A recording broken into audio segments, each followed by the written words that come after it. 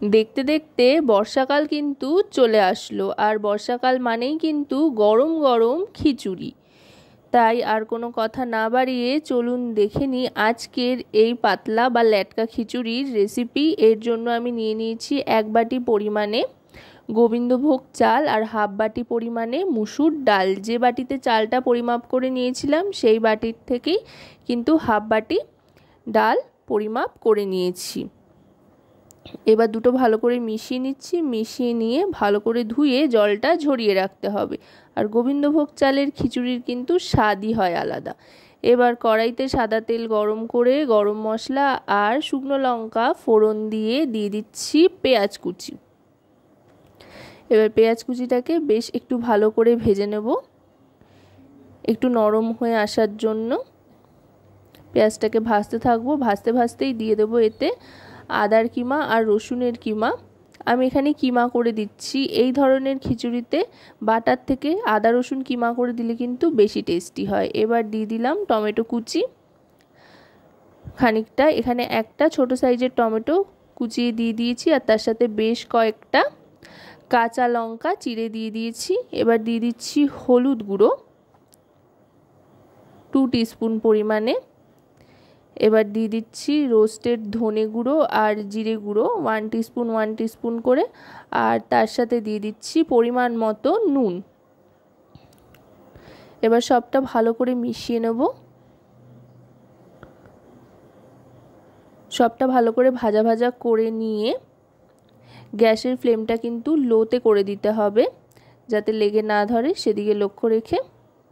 এবার দিয়ে দেব চাল আর ডালটা, যেটা জল দিয়ে ধুয়ে জল ঝরিয়ে রেখেছিলাম। অবশ্যই কিন্তু জলটা ঝরিয়ে নিতে হবে, তাতে করে কিন্তু খিচুড়ির টেস্টটা দারুণ হবে।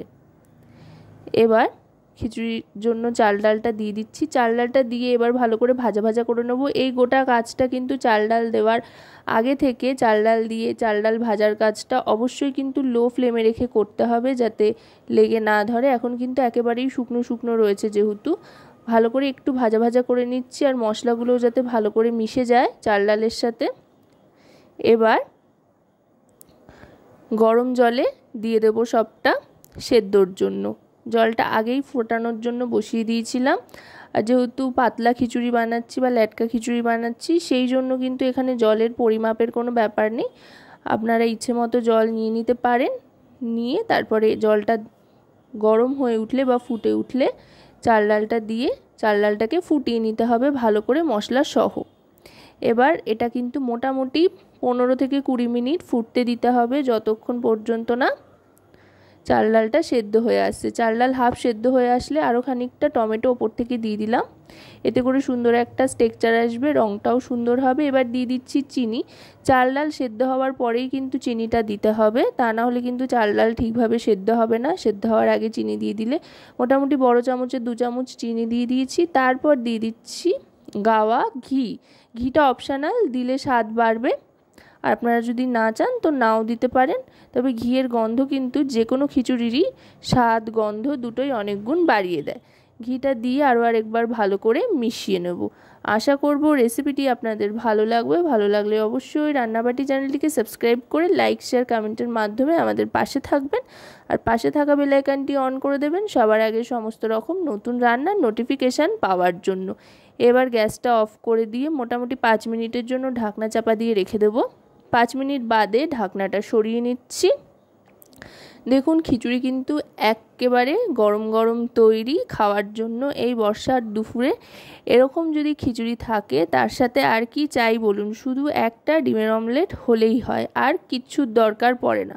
তবে আপনারা কিন্তু আপনাদের পছন্দ মতন যে কোনো কিছুর সাথেই খিচুড়ি সার্ভ করতে পারেন। আমি ডিম ভাজার সাথে বা ডিমের অমলেটের সাথে সার্ভ করছি। আপনারা কি দিয়ে খিচুড়ি খেতে সবচাইতে বেশি পছন্দ করেন সেটা কিন্তু অবশ্যই আমাকে কমেন্টে জানাতে ভুলবেন না।